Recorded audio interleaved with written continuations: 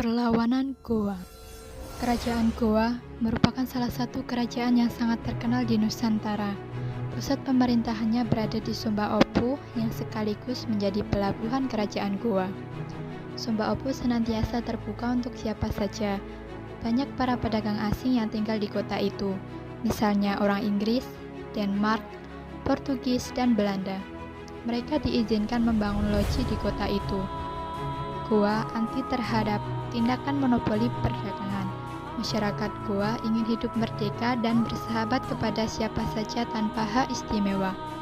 Masyarakat Goa senantiasa berpegang pada prinsip hidup sesuai dengan kata-kata, "Tanahku terbuka bagi semua bangsa." Tuhan menciptakan tanah dan laut, tanah dibagikannya untuk semua manusia dan laut adalah milik bersama. Dengan prinsip keterbukaan dan kebersamaan itu, maka Goa cepat berkembang. Makassar dengan pelabuhan Sumba Opu memiliki posisi yang strategis dalam jalur perdagangan internasional. Pelabuhan Sumba Opu telah berperan sebagai bandar perdagangan tempat persinggahan kapal-kapal dagang dari timur ke barat atau sebaliknya. Dengan melihat peran dan posisi Makassar atau kerajaan Goa yang strategis, VOC berusaha keras untuk mengendalikan Goa.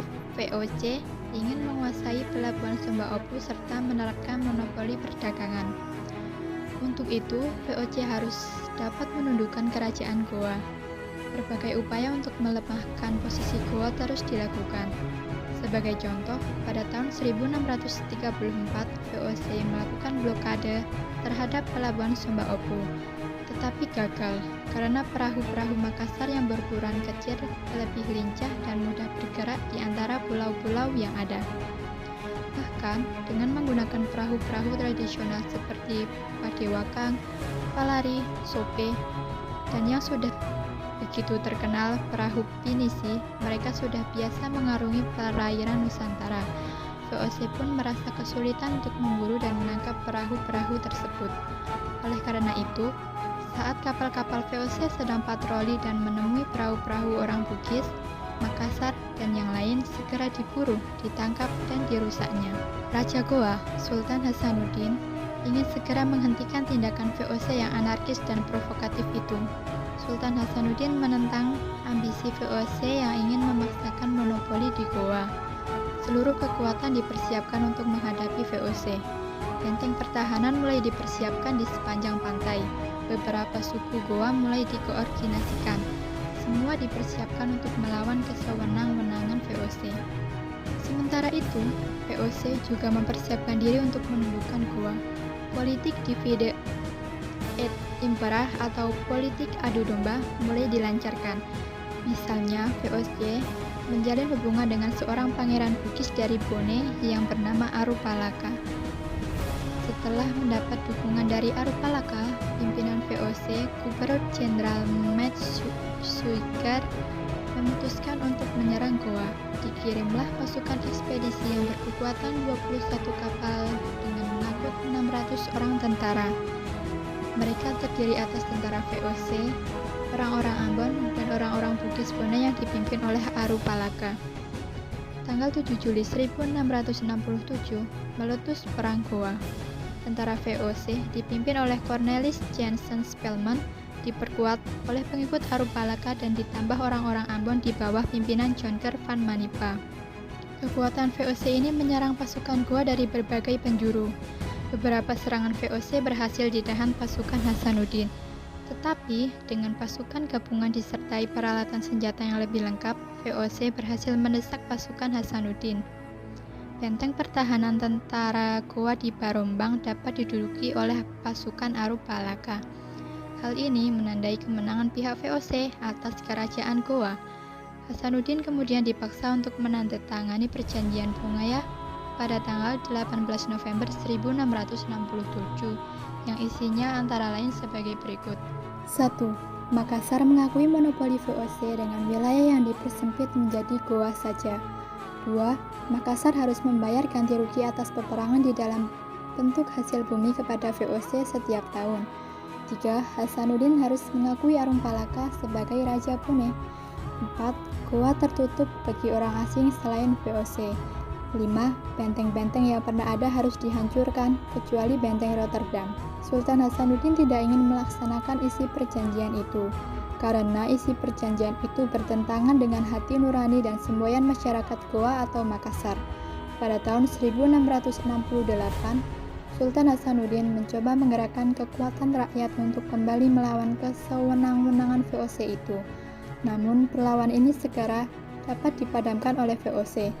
Bahkan, benteng pertahanan rakyat Goa jatuh dikuasai oleh VOC. Benteng itu kemudian oleh Spelman diberi nama Benteng Rotterdam. Dengan sangat terpaksa, Sultan Hasanuddin harus melaksanakan isi perjanjian Bongaya.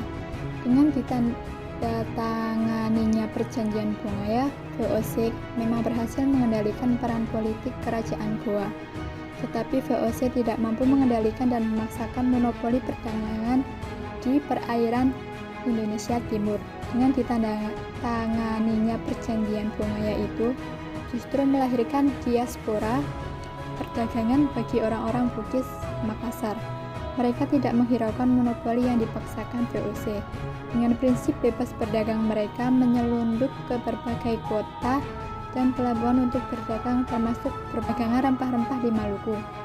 Artinya, VOC gagal dalam mengendalikan perdagangan yang dilakukan oleh orang-orang Bugis Makassar.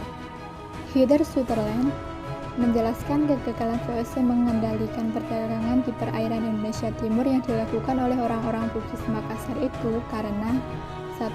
Ketidakmungkinan membatasi perdagangan yang didukung oleh motif mencari untung dipadu dengan kondisi geografis yang sulit terpantau sehingga mudah untuk melakukan penyelundupan dagang. 2.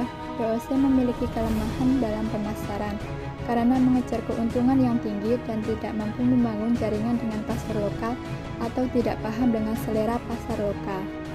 Dan yang ketiga, keterlibatan VOC dalam membeli produk-produk lokal sangat kecil, termasuk produk-produk laut. Sementara para pedagang Cina sangat menghargai produk lokal dan produk-produk laut saat ini. Akhirnya, VOC tidak mampu bersaing dengan pedagang Cina dan pribumi.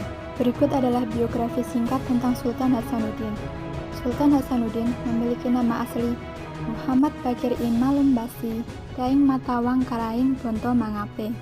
Ia lahir pada 12 Januari 1631 dan merupakan anak dari pasangan Sultan Malikus Said, Raja Goa ke-15 dan Isabeto Molakuntu.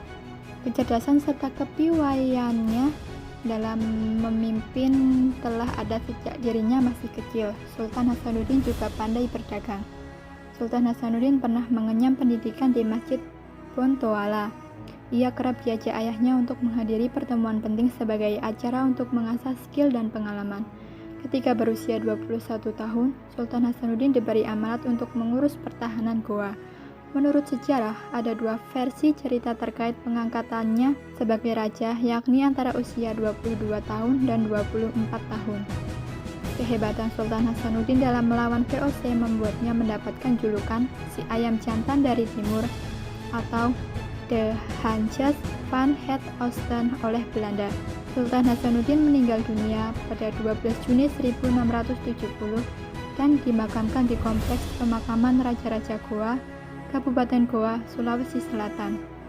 Karena kegigihan dan usahanya dalam menggagalkan rencana Belanda, Sultan Hasanuddin diangkat menjadi pahlawan nasional yang tercantum dalam surat keputusan Presiden nomor 087-TK-1973 tertanggal 6 November 1973.